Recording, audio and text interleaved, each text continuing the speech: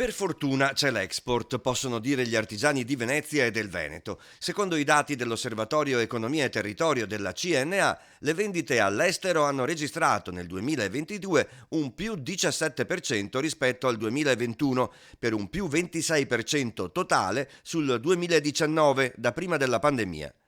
Il Covid, ma non solo, ha costretto alla chiusura dalla fine del 19 quasi 5.300 imprese venete, il 2,9%, in particolare nei settori commercio-turismo, manifattura e agricoltura, mentre c'è stata una crescita significativa dei servizi. Tra gennaio e settembre 2022 il turismo in Veneto ha registrato un incremento del 32% rispetto al 2021, ma siamo ancora leggermente sotto ai dati pre-pandemia, con un 57% in più di stranieri e un meno 5,5% di turisti italiani.